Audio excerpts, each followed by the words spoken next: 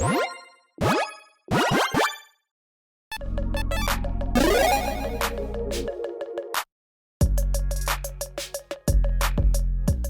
everyone, Mitch coming in for the Commander Score Studio. Welcome to the show. So on today's episode, I'm going to be taking you through my picks for the top budget-friendly decks to surprise and demolish your opponents because, well, why not? Why not surprise and demolish your opponents out of nowhere? And they're like, oh, we're in such a good spot. And you're like, yeah, no.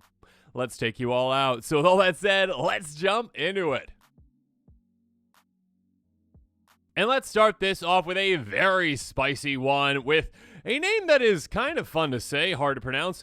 Raggadragga. Raggadragga. I never know how exactly to pronounce it. I'm just going to go with that. Raggadragga, Gorgut's Boss, a 4/4 human boar for 4 mana in Gruul. Each creature you control with a mana ability gets +2/+2. Whenever a creature you control with a mana ability attacks, untap it. Whenever you cast a spell, if at least 7 mana was spent to cast it, untap target creature gets +7/+7 against your top turn. There's a lot going on here. There's a lot going on here and a lot of different directions you can go with this commander. You can just go, like, literally take every single mana dork you can find and chuck them in the deck, and it might go okay. Again, that's a decent pump, effect, essentially, on a commander. +2/+2 for all your creatures. That's nice. The untapping is lovely when you attack with a mana ability creature, but most importantly, in my opinion, is that last very spicy ability. Casting a big spell, again, 7 mana or more, untapping a creature, pumping it +7/+7, giving it trample. You can do some really spicy things with that. And again, opponents might not take that all that seriously, right? It's like, you got a mana dork commander, cool, whatever. And you're like, you keep thinking that. And then I'm going to throw down Viridian Joiner. A 1/2 elf druid for 3 mana. Tap, add amount of green, your mana pool equal to its power.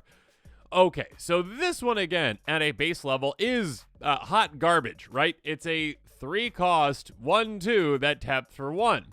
That's awful. That being said, with this commander, already the base level is raised because our commander gives that Anthem effect to these kind of Mandor creatures, so it's at least going to be 3 power and 3 mana tapping for 3. Yeah, that's Landward Tribe value.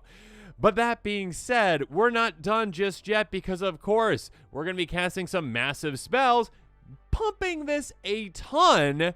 And again, if we just cast 1 7-mana spell, we pump this 7, we are getting that 7 mana back essentially because we're untapping this, tapping it again now for 10 mana. Absolutely massive, which of course we can chain into tapping it again, casting another giant spell, +7/+7 again, untap it again. All of a sudden it's a 17 power creature tapping for 17. You see where this is going. Things can get out of control in absolutely no time with creatures like this. And of course, we have quite a few creatures like this. Just name another few. Atlantic Casting Trapper. 4/3, first striking human scout. Tap that amount of red equal to the greatest power among creatures you control that enter the battlefield this turn. So, play a creature. Play a big creature. Whatever it is. Pump that one. Again, maybe it's a Viridian Joiner. You're going to have those hasty type effects, essentially, so you can utilize them right away. And then utilize this to utilize another creature's power to tap for a ton of mana.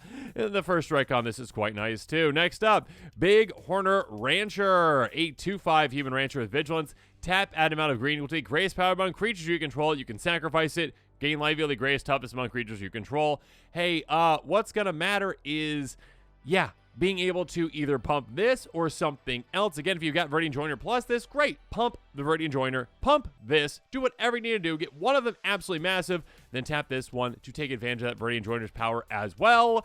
Untap the ones you want to untap, get a ton of mana, have fun with that. Next up, Cradle Clear Cutter. This one is flexible. You can get it down again for a 1/3 with that prototype. So again, kind of like Viridian Joiner, or it's a 3/6. It can tap, add amount of power equal to its power. So again, be able to get that down, pump it a ton. Again, untap it, pump it, untap it, pump it. All of a sudden, it has so much power, tapping for a certain amount of mana, and then you can do some pretty crazy things. We can even add to that, though, with some other creatures that can maybe help us just pump our creatures, like, Nantuko Mentor. Pay 3 and a green, tap, target creature gets +X to determine X that creature's power, basically doubling up a creature's power. That can be absolutely massive. Again, the investment is 3 mana, but again, with our example we just talked about, let's say that we've got that Viridian Joiner already at 10, all of a sudden we say, oh, okay, cool. Yeah, let's make you 20 now for 3 mana. We just gained an extra, 7 mana overall. And again, if we get untap, all of a sudden that just becomes more and more and more. And of course, we got ways to untap multiple things, including this as well. Obviously, we also have ways to change base power too, so keep that in mind too. There's some really crazy things we can do. There's like Gigantomancer, I think's the card. Anyways, next up, Lunar Frenzy. Speaking of spells, X spells are great with this kind of a deck because, again, early on, yeah, you can use them for a lower mana value if you need to, but later on, yeah, let's hit that 7 or more.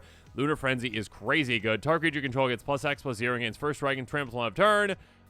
Yeah, you can dump all your mana into this essentially. Basically, double up, more than double up your creature's power. Just dump all that mana into this, make your creature absolutely massive, and again, it's going to cost more than 7. So, hey, untap that creature, get an extra +7/+7. All of a sudden, you're tapping for just oodles of mana, and you can use that mana on something like Commune with Lava. Exile the top X card your library until the end of your next turn. You may play those cards. Have fun. Yeah, this can just get obnoxiously absurd out of nowhere. Essentially, you are going to be impulse drawing for half your deck probably at a certain point, and also untapping your creature to do it again. Essentially, not casting this again, but there are ways to recur that. And then you can cast it again, like regrowth effects are great in green. Obviously, that being said, yeah, set yourself up for a massive turn with something like this. And speaking of setting yourself up, Genesis Wave. Yeah, we can utilize that card like this to do some absurd things. Reveal the top X card your library. You put any of our permanent cards of mana value X less from them on the battlefield. Put all the cards you feel this way that weren't that way in the battlefield into your graveyard. Basically, get a bunch of things out the top of your library for free. I mean, once you pay the mana for this spell. That being said, again, you're going to be pumping one of your creatures, untapping it so you can just pump for even more mana. That being said, again, being able to just dump all that mana into this not only kind of solidifies your game-winning position by getting a ton of things off the top of your library for free, but it's like also like, oh yeah, so I've got all this like mana dork value and mana.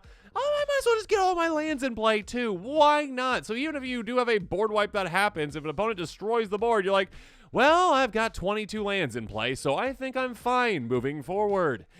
Also, Vitalize. Yeah, again, I talked about in green, you've got some untap effects and some great ones like this. So just like on top of all those 7 mana spells that you can utilize to untap that one creature, untap your whole army with this. Untap it in a fantastic way with this kind of a card. And of course, again, with all these other effects, you can take players out too. Again, they get trample. You're just massive creatures. Your Viridian Joiner is going to have like 40 power at a certain point. Swing through, take out an opponent. Or just take your opponents out with something like Jai's Immolating Inferno. An amazing card. It's an legendary sorcerer, so you need your commander and player, another legendary creature.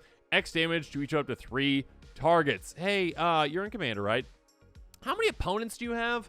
1, 2, 3. Yeah, that's what you're going to be doing most of the time. You're just going to be, again, casting some massive spells, untapping the creature, casting another massive spell, untap the creature, maybe Vitalize, untap all your creatures, tap again. All of a sudden you're tapping for 40 plus mana and you're like, yeah, let's just spend it in this and dome, you're all gone. So yes, Raggadragga, a fun name to say, is also a fun commander to play, one that can surprise opponents. Again, many opponents might just expect like, oh, low to the ground Mandork build. Yeah, that's okay, whatever, sure. Sure, yeah, your Land of Werewolves is a 3/3, whatever, don't care. And you're like, no, you're going to care because all of a sudden I am just Gruul storming out of nowhere with massive spells. Is it thought they had it good? No, they don't. I've got the power here. Raggadragga, Gorguts Boss, a fantastic commander for a surprise commander that will demolish, destroy your opponents. Moving on, though, and I'm going to try to remember to put the links to the decks that I've actually already built in the description below. Make sure you check this one out. It is spicy. Atla Palani Nest Tender. Now, this one, I will say, is usually built like, hey, dinosaurs. And that's completely fine, okay? Being able to just build like, yay, dinosaurs, yay, all these other things. That actually gives you an advantage with this commander where players have this expectation that it's like, oh, okay, cool. You're getting your dinosaurs out. That's great. You'll hit random ones, and it's cool. No, not with this build. We are not doing that. Not at all. A 2/3 human shaman for 4 mana in Naya. Pay 2, tap, make an egg. 0/1 egg with defender. Whenever an egg you control dies, you have the top cards. Reveal from the top of your library to a creature card. Put that on the battlefield. The rest of the bottom of your library in a random order. Here's the thing. We're going to make it not that random, all right? We're going to limit our choices. Again, a lot of decks are, again, dinosaurs. And you're like, I've got 40 dinosaurs, and I hit a random one, and it's fun. This deck is also fun for you because what you're going to be doing is surprising your opponents out of nowhere with a card that is technically a dinosaur. Technically. Also technically an egg. Mere Entity, a 1/1 shapeshifter for 2 and a white with changeling, so it's every creature type at all times. Again, so it is a dinosaur. It's also an egg, which counts for Atla Palani. That being said, this one is a very special shapeshifter changeling in that it has pay X, creatures you control become XX and gain all creature types on a turn. Basically, all your creatures gain changeling. Now, what you can really do with this, it is technically a free activated ability that also can kind of be a sacrifice outlet. So, what you're going to be doing with this is you're going to be saying, hey, you're an egg, you're an egg, you're an egg, you're an egg, you're an egg. But you're only saying you're an egg to one creature. This is quite the weird deck. What you want to do, let's just take a step back, is get a counter on your commander and a counter on Mere Entity, a +1 counter should say, so they can stick around. And you can activate that ability for 0 as many times as you want, because again, if they have that counter on them, they still have 1 toughness at least, so they survive, becoming 0/0 base power creatures that are all creature types. So like a Land of Waterborne, even a simple land like this can be massive in this deck. Get it down early, or enters the battlefield tap, taps for a green. It's slow, sure, but it does have Garth 1. So enters the battlefield, a counter on it. Whenever a creature's battlefield, you may move a counter from this land onto it. So either Atla Palani, get a counter on that one, or when this comes into play, get a counter on that one. You need a counter on both to really make this work, and there are plenty of ways that you're in green, also in white. You got plenty of ways to get counters on things. I mean, Snakeskin Veil is a great one, too. Instant for a single green mana, counter on target creature you control gains hexproof on turn, so a great protection spell as well. While you're setting things up, get that counter on them again. Once you do that, you're good to go. Invigorating Hot Spring, again, we've got a commander with an activated ability that we can activate it right away if we've got haste with it, so cool. Enters battlefield with 4 counters on it, modify creatures you control of haste, modify your commander by removing one of these counters from it, get on that creature, activate on the sorcery only once each turn, that's fine. So again, get the counters on those creatures, get yourself set up so that you can activate Mere Entity whenever you want, because when you're ready to do that, and all of a sudden you can sacrifice again your eggs, which I guess I should have mentioned earlier. You sacrifice 1 egg, you hit Mere Entity, or you actually maybe want 2 so you can get both these at the exact same time. Depends on the random order that you're going to get. Regardless, when you're set up properly, Serra Avatar. Yeah, this is going to be fun. So, Serra Avatar is a star for 7 mana mythic power level. Not a mythic price, though, just 34 cents. Power toughest each equal to your life total. So absolutely huge, absolutely massive, absolutely gigantic creature. Whenever it's been a grave from anywhere, shuffle into its owner's library. Very specific text right there that is very, very, very much needed. And there are other creatures that have this text, just the vast majority of them are like Eldrazi's that are expensive. I mean, those shuffle, I guess, your entire graveyard, but like also have like Vigor and those are typically expensive. That being said, this one is very cheap, and all we need to do is say, hey, Serra Avatar. Hello down there, I'm Serra Avatar. That's how Serra Avatar texts, I guess. I don't know. Anyways, you have Serra Avatar right there, and you're like, you know what? Mere Entity says you're an egg. And then Serra Avatar goes, I'm an egg. That's a 0/0. Oh, no! Sacrificed, essentially, right? Because 0 toughness. Not really sacrificed, but taken out. And all of a sudden, death trigger happens because Atla Palani is like, you're an egg. I was an egg. Reveal at the top after I shuffle you back in. Oh, and then you're back. Oh, hey, Serra Avatar again. Oh, hi. This was weird. And then you just keep doing that again and again and again for infinite death triggers, infinite ETB triggers. And of course, there's so many ways you can take advantage of that. Very simply, impact tremors. That's a good way to do it. Whenever a creature enters battlefield under your control, 1 damage to each opponent. So all of a sudden, you're just like churning and burning through your deck to get to the exact same creature again and again and again and again, over and over again, 40 times probably, essentially, so you can take all your opponents. Your opponents are ready to be like, we just lose instead of you doing this literally 40 times? Because that would take a while. So they just lose. Unless they can't stop it, they can't stop it. Or if you want to be really big and splashy, Warstorm Surge. Quite funny with this one, because you don't even need that like combo setup to actually just take out an opponent with this. Even if you just have Atla Palani and 1 egg in play and this, and you have an opponent who has less life than you, when you get that egg gone, when you sacrifice it, when you get taken out in combat, whatever you do, you can take out an opponent just by hitting that off the top of your library, because whenever a creature's battlefield under your control, deals damage equal to its power to any target, an opponent's face is where you're going to be sending that 40 damage or whatnot. So yes, you can take your opponents out in absolutely no time. You can also include like a Witty Roastmaster if you want to throw like a 3rd creature into the mix. With that, you might want to include some more populate effects for those eggs. You might want to include some untap effects for Atla Palani to get there quicker. But yes, there's a creature that can essentially provide that, impact tremors type thing. You can also include, and I recommend that you include, fling type effects. I love fling. Just cost cast it, sacrifice a creature, Serra Avatar. Deals damage, sacrifice. Whenever fling... if I could talk. Fling deals damage equal to sacrifice creature's power to target creature or player. Yeah, you can do that as well. Essentially making sure that you're like, hey, let's take you out. Let's just take you out right now with this 40 damage that I have. So you have some different avenues to take it out. To take out your opponents, you can do it like right away with Sarah Avatar. If you hit that right away, you can sacrifice your eggs or something like this if you just need to actually get to your pieces. You can do a lot of spicy things with this. And of course, there's a lot of amazing fling effects as well. But yeah, Mirror Entity, a spicy card to build around. And Atla Palani, again, many players out there are anticipating dinosaurs, and you can even act like you're playing a dinosaur deck. You can be like, oh man, I just keep drawing into all these lands and the random things, and I don't have any dinosaurs. Well, I guess I'll get myself set up with another egg. Darn it. Got 2 eggs in play now. Next turn, sacrifice your eggs. All of a sudden, chaos erupts when your opponents are like, oh my gosh, what is going on? Mirror Entity, there's a counter. Oh no, Sarah Avatar, Warstorm Search, and they're gone. Surprise, you're gone. Next up, though, let's move on to yet another Naya commander. Actually, I didn't really realize I did this, but yet another Naya commander. Really, Naya and Gruul creators can be quite surprising with what they do sometimes. Mazzy, True Sword, Paladin. This is a commander that I think is quite underrated and one that has so much potential. Absolutely love it. A 3/4 Halfling Knight for 4 mana in Naya. Whenever an enchanted creature attacks one of your opponents, gets +2/+0, gains trample until end of turn. Whenever an aura you control is put in your grave from the battlefield, exile until the end of the next turn. You may cast that card. Okay, so what we're going to be doing isn't like, oh, okay, cool, I put an enchant creature on something and attack. Yay! That's nice. You can do that. But no, we're just going to use and abuse the ability to get auras back a lot. Like, a lot. Like, we're going to focus specifically on auras that, like, want to go to the graveyard, want to be sacrificed. So we're going to get that, and we're going to get those auras back out again, and again, and again. And we're going to set ourselves up to have an absurd value engine, the likes of which have never been seen for an aura deck out there. Because first up, Unbridled Growth. This is a card that is 5 cents for a reason. It is, I'm not going to say hot garbage, but it's not the best kind of a card out there, okay?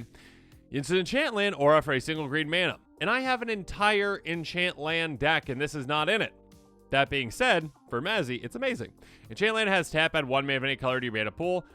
Sacrifice it, draw a card. So it's kind of like a sitting cantrip in a way. It's like, okay, that's not too bad with that, right? You play the card, you can sacrifice when you need to, and draw that card. This, like, fixes your mana, which is nice, but yeah, I mean, it's not worth it for a lot of decks to use a card like this, obviously, because I don't see a lot of play. That being said, this card is insane with this commander. This card is basically, hey, how many lands do you have? Draw that many cards. Every turn you want to do that. Because again, our commander says whenever an aura you control is put in grave from the battlefield, exile until the end of your next turn, you may cast that card. So what you do is you take your forest, you tap it for 1, you get your aura, you put it on another land. Congratulations. Now that land, no matter what it is, even if it's a mountain, can tap for a green. You tap it for a green. You sacrifice Unbridled Growth. It gets an exile. You can recast it by utilizing that mana that you used from the mountain that was green to then recast this onto another land, which can now tap for a green. You sacrifice it. You do it again and again and again. Every single one of your lands will now tap to let you do this. You are drawing based on every single land you have every single turn. Oh, and that's not even it, because obviously we're going to set ourselves up around this to take even more advantage of playing auras and enchantments. So, Shram. Hey, Shram, how's it going? I have one of my very first commander decks actually ever built.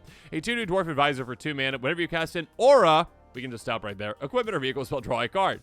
So yes, if this is in play, the small 2 mana creature, which there's a lot of enchantresses out there, and especially in budget too. If this is out there and we just cast our Unbridled Growth, we are drawing 2 for 1 mana every single time we do that. And again, that is absurd. 2 mana for 1, 2 mana. 2 cards for 1 mana. I mean, 2 mana for 1 card.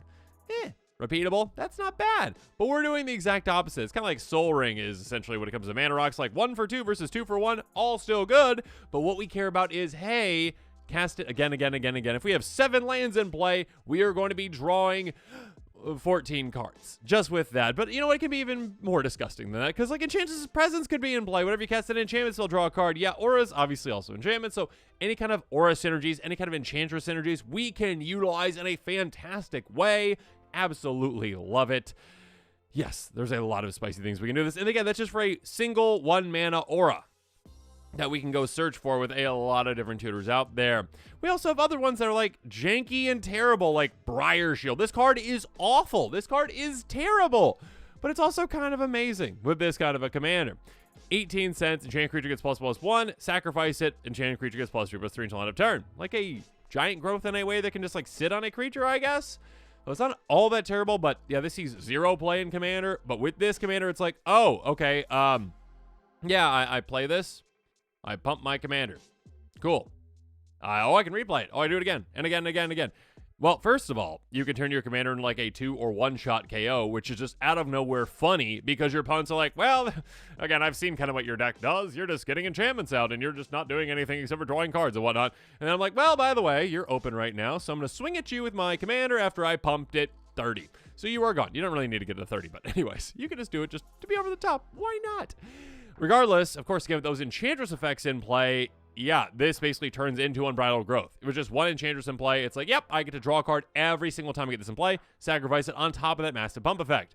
Carapace, another example of one that's just a useless card in many decks out there, but it's amazing with this one. +0/+2 for enchanted creature, sacrifice it, regenerate enchanted creature. So it's a great protection spell, essentially, to ensure that, hey, our commander's probably going to stick around for a while, and then when we get set up and we want to use that, yeah, sacrifice it, recast it, sacrifice it, recast it, sacrifice it, recast it. So much absurd value out of nowhere. Again, your opponent's heads will spin, and a really funny way to take out their creatures is Crackling Club. +1/0. Sacrifice it, 1 damage to our creature. This is hilarious. This is just a really, really just like lava dart again, everywhere. Just do that. But again, the point of these is there's a lot of just janky, terrible, awful auras out there that you would never use. And in this deck, they're amazing because you can sacrifice them to recast them to get absurd value out of this commander.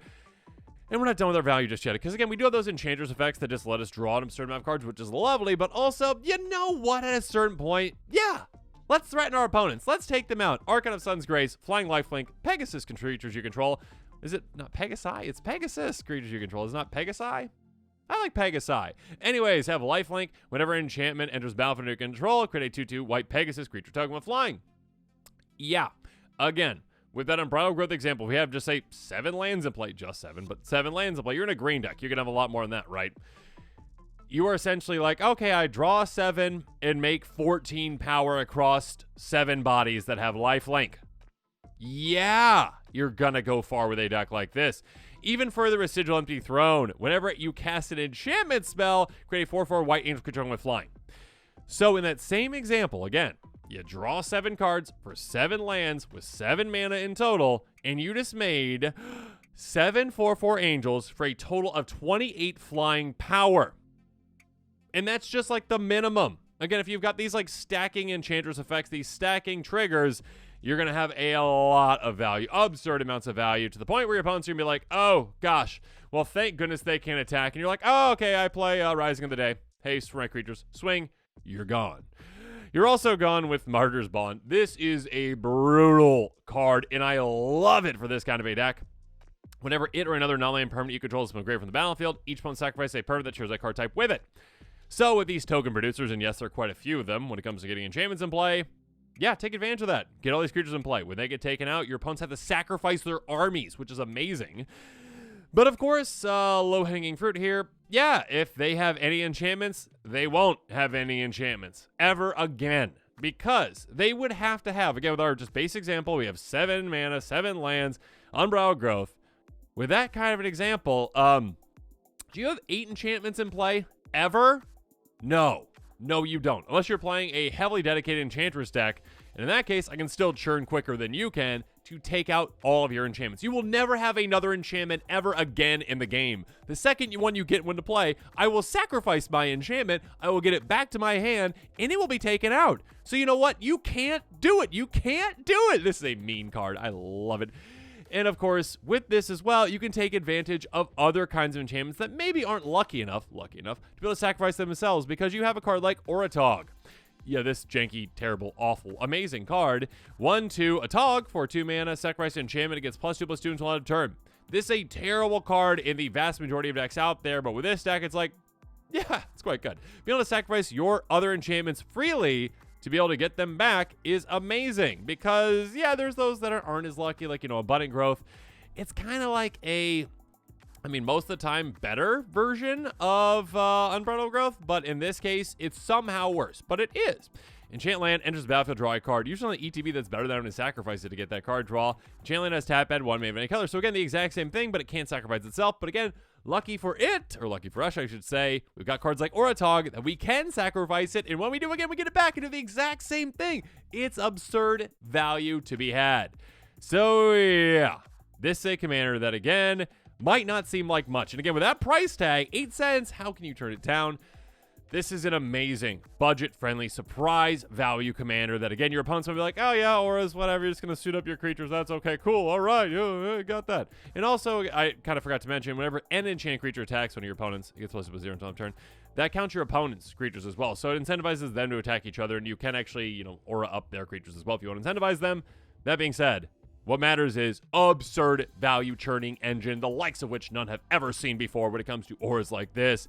Mazzy, you're amazing, an amazing surprise demolishing commander for your opponents.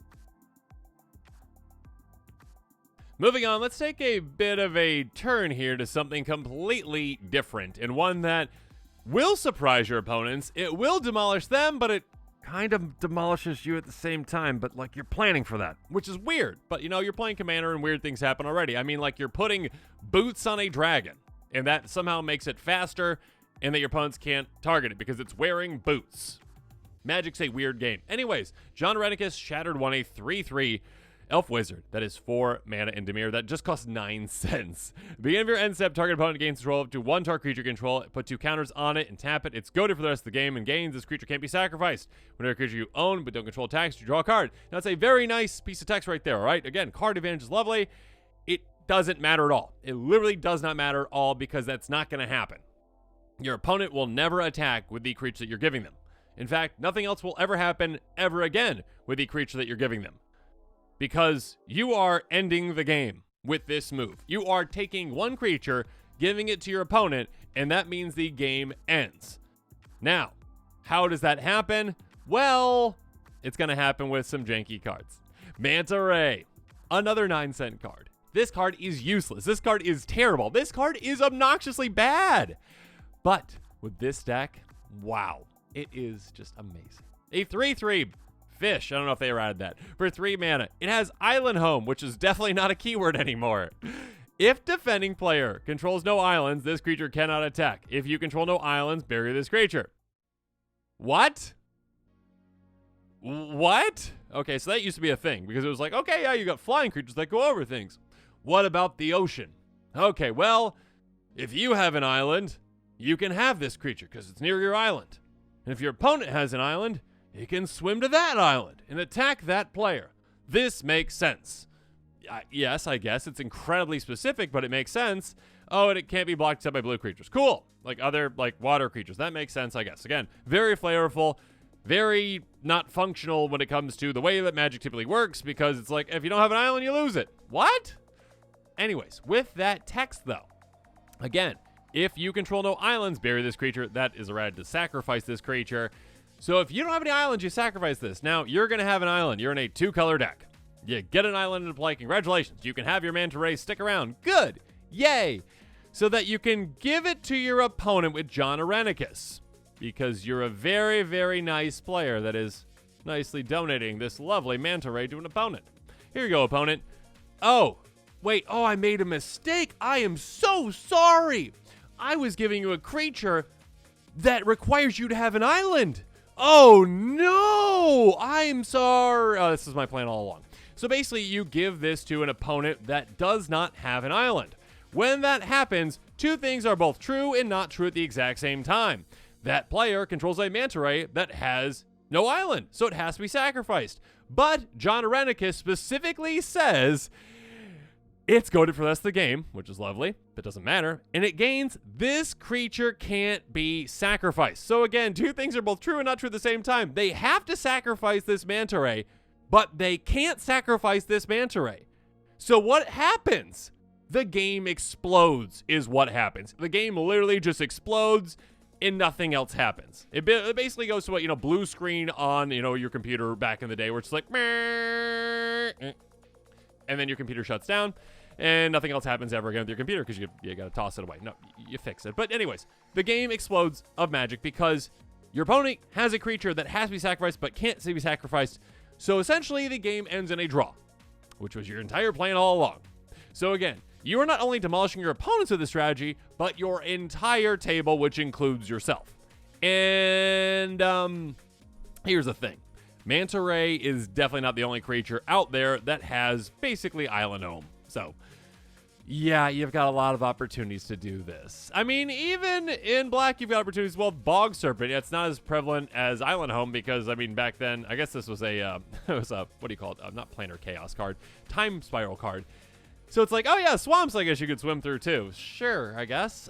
This one can't attack unless the defending player controls a swamp, and when you control no swamp, sacrifice it. So again, you'll have a swamp. This can come into play. You can generously donate this to an opponent, and then they can generously lose the game for everyone, and it's their fault, right, for not having a swamp, essentially. So yes, there are lots of ways to do this. Lots of ways to take your opponents out. There's even more kind of spicy ways in a way if you're like, oh, okay, cool. You know what? I'm going to go a little off the beaten path and utilize Synod Centurion, a card that sees 0 play in any format ever. A 4/4 construct that costs 4 mana that says when you control no other artifact, sacrifice it. So again, that one opponent over there that's playing green, and they're like, yeah, I'm ramping. I got all the lands in the world. Yeah. And you're like, hey, do you have any mana rocks over there? No, who needs mana rocks? I'm in green. And you're like, okay, do you have any artifacts at all? No, green. And you're like, here, take Synod Centurion. Thank you. And they're like, I don't understand. What is this? Big creature swingy. No. Yeah, okay. Anyways, green players ramping and getting creatures out, right? Anyways, I do that too. But yes, you've got other creatures like this and maybe a Falcary Lich that costs 3 mana in total. A 5/5 zombie with indestructible. It says when enters the battlefield, put a counter on an artifact you control. Phylactery? Is that the word? Anyways, when you control no permanents with Phylactery counters on them, sacrifice it. You will have a Phylactery counter on one of your artifacts. Great. Do that.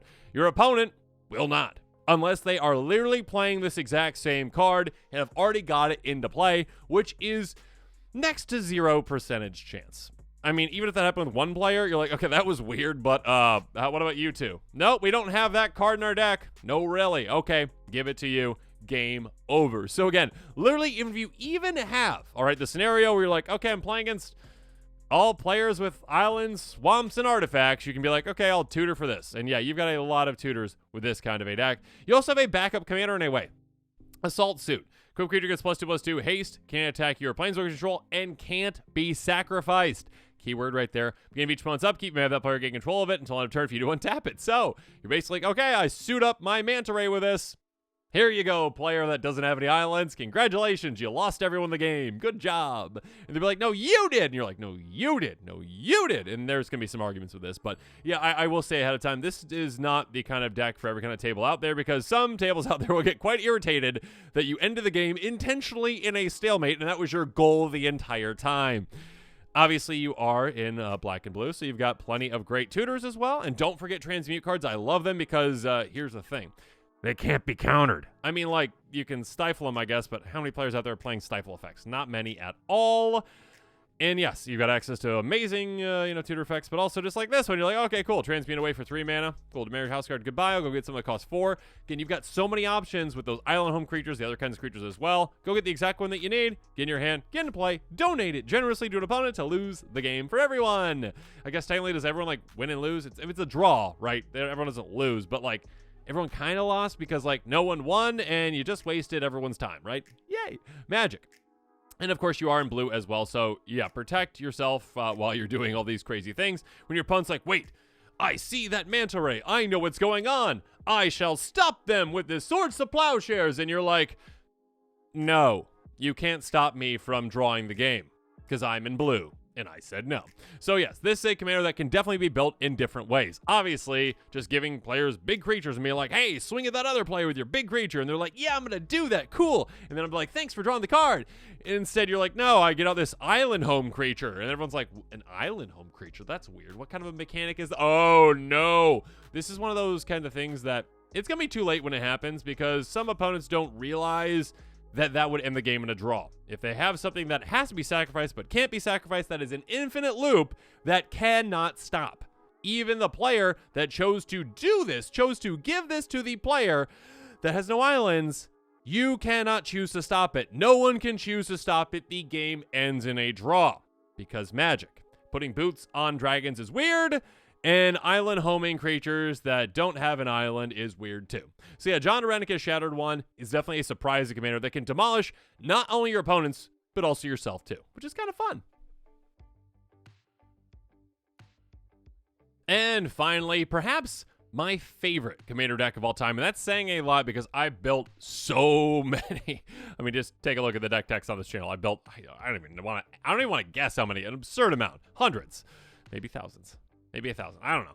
Anyways, Garth One-Eye. This is a commander that, again, if you're looking for kind of like a non-threatening-ish 5-color commander or one that is kind of up in the air as to what your opponents might think you did with it, this is your kind of commander. This one is just like, okay, 5/5 human wizard for 5 mana, one of each color. Tap, choose a card name that has been chosen from among Disenchant, Brain Geyser, Terror, Shivering Dragon, Regrowth, Black Lotus. Create a copy of that card. Chosen name, you may cast the copy. You still pay the cost.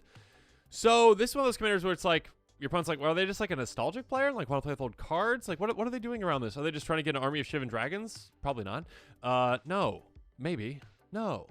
But yes, this is a commander where, again, it's kind of up in the air as to what it's going to be, and therefore it's kind of up in the air, even though it is 5 colors, as to what the threat level of this commander is. And therefore, you can surprise opponents, and you can do some crazy things with it. Especially crazy things like, I don't know, investing really heavily into auras, like we talked about earlier with Mazzy. Apparently this is an auras episode. Enchant auras, but different ones. Not ones that want to be sacrificed, ones that want to work with lands in a different way. And the things that really made this possible were the Modern Horizons 2 cards, the bridge cycle of lands, like Tanglepole Bridge. An artifact land that enters the battlefield tapped. It's indestructible, and it can tap for green or blue. Now this is a slow land, but what matters is this has indestructible, which is massive. And yes, there are 10 of these, so that really helps in a multicolor, 5-color deck where it's like, okay, cool. I need to fix my lands more than like just Darksteel Citadel. That being said, since it is indestructible, it's hard for your opponents to deal with, especially because it's a land. Opponents typically don't have things that deal with indestructible lands. So therefore, it's pretty protected for the most part when it comes to just sticking around. And early on, your opponents won't just try to get rid of it, even if they have a way to get rid of it, because that's mean. That's land destruction. Don't do it until they kind of have to at a certain point. Then it might be too late because they might not have any removal for it. Because you're going to be using, again, enchant lands, auras, like Fertile Ground. Enchant land for 2 mana. Enchant land is tapped for mana. Its controller adds additional 1 mana of any color. Now that's just like a nice little additional effect, right? That's like the same value of like a rampant growth, except slightly more dangerous, right? Because when it comes to a rampant growth, in Commander at least, depending on the playgroup, the vast majority of playgroups I would say, it's a taboo to blow up lands. It is. You are not supposed to just destroy lands. Now, if you put a little target on it by putting like a Fertile Ground on it, that's a bit of a, hey, that player's ramping out of control. Let's stop them with that. So if you just put this on like a forest, yeah, if they have a way to get rid of that, they might. And it's a 2-for-1, and that's not going to do good for you.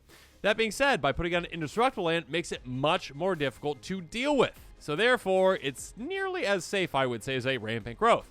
But it has the potential to be much more than that, because that land now you can also put on like a market festival. And believe me, you have never seen a table more terrified than when I went and tutored for a market festival. Yeah. Enchantment Aura for 4 mana, enchant land. Whenever the enchanted land is tapped for mana, its controller adds 2 mana of any combination of colors to their mana pool. Literally, like once it's gotten to play, opponents who had the most massive things on the board were like, we all agree that that market festival is the threat, right? Like, not my Eldrazi over here. That market festival's the threat. So this lets your land essentially tap for 2 extra mana. And again, if this is just on a single land and there's nothing else on it, it can tap for 3. Congratulations, your land taps for 3. But once you start stacking more and more of these auras on them, and we are getting more, thank you, Wizards, please keep printing these, cards like Buried in the Garden. Aura for 4 mana. Enchant land, enters the battlefield, exile target non-land permanent you don't own until it leaves the battlefield. Whenever enchant land is tapped for mana, you add an additional 1 mana of any color. So some utility there, get rid of something, and it might just get rid of it permanently because, again, that land is indestructible and hard to deal with. We are getting more of these things, and again, when you stack more and more and more of these things onto a land, that land can tap for an absurd amount of mana, which is lovely. And it's a great way to go about ramping because you can really take advantage of that with cards like Kira's Follower. Oh my goodness. Tap, untap any target permanent. So this has the flexibility of untapping either our commander or another one of our tapped creatures that we'll get to here in a little bit, or yes, that land. So now again, if that land's tapping for say 5 mana, if we just have this simple creature in play, we basically get 10 mana in total out of just that one land, which is absurd. And we're not stopping there because we also have an absurd amount of these untap effects. Creatures like Voyaging Satyr, tap, untap target land. Again, a card that is kind of useless in many commander decks out there. It's like, yeah, okay, like it's ramp, I guess, but I mean, it costs 2. Yeah, I'd rather just, cast a rampant growth. It's safer, right? With this, though, it's like, no. Your land taps for 5, tap, untap it, do it again. And I've gotten the land up to a lot more than 5. Regardless, we have even more untap effects, Corrosion Restore. This one gives you even more potentially. Tap, untap target land, or threshold 3 lands, essentially. So again, that 1 giant land and 2 extra lands just for fun. Now, when it comes to all this, though, of course, again, we are in 5 color, which is the best color combination. Anyways, dramatic reversal. We've got untap effects as well like this because, again, we've all these creatures in play, including our commander, that have amazing untap abilities. Let's do it all again. Yes. And just for 2 mana. So, yeah, we're going to be gaining a lot of mana off of that because, again, we get to, again, if we have, say, 3 of those untap effects for that land, we're producing 20 mana essentially with that land on the turn to start. Then we untap all those things. We untap the land again. That's an extra 15 mana. That's 35 mana just from that one land. Doing these all untap shenanigans, lovely.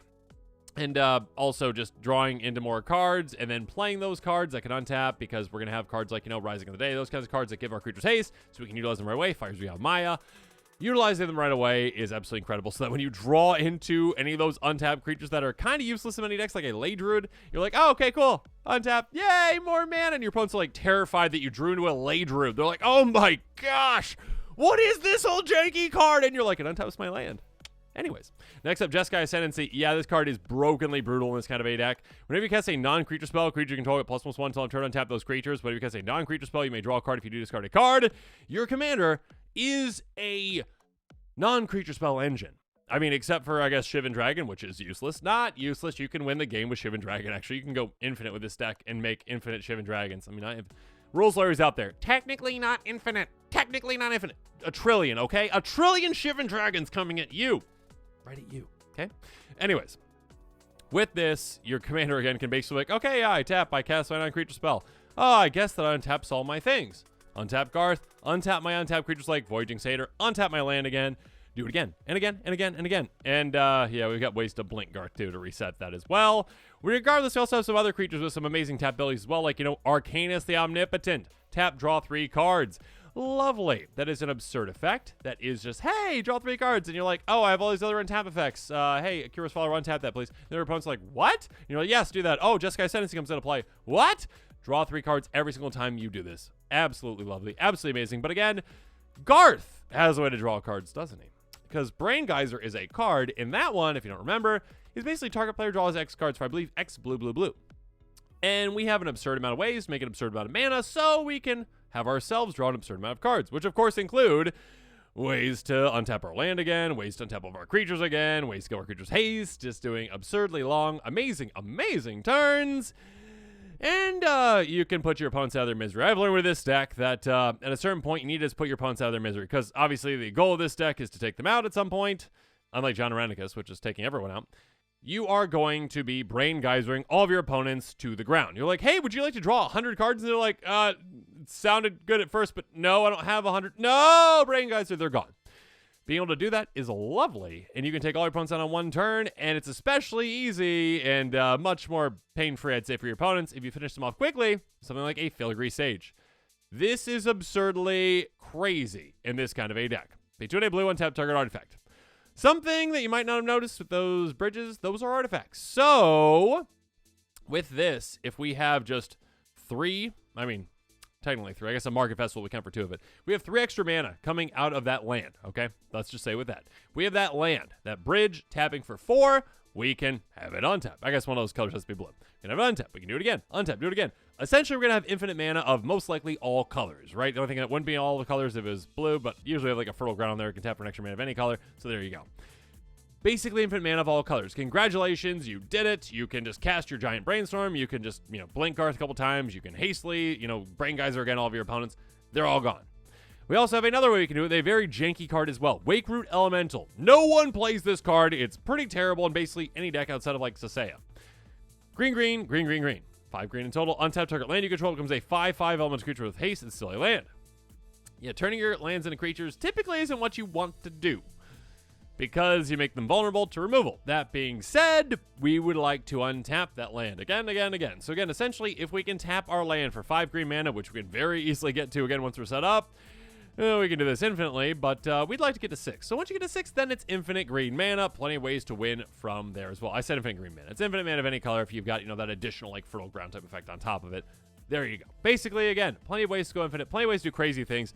And again, an unexpected strategy where it's like your opponent might not see any of this coming as the game is going on. Because like, that's the second aura they put on that land. Well, oh, that's good for them. I guess I got to ramp somehow, right on a budget. Ha, ha, ha, ha, ha. And you're like, yep, next turn, infinite mana. Goodbye. So yeah, Garth, again, is the type of commander that can be built in a lot of different ways. And again, it isn't the most powerful, commander by far in 5 color. It is definitely not anywhere near the top.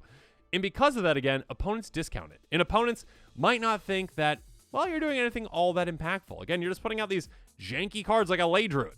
Like, oh, it's kind of weird that they played that. Huh. Well, budget players got to do what they got to do. And then you're like, yeah, goodbye.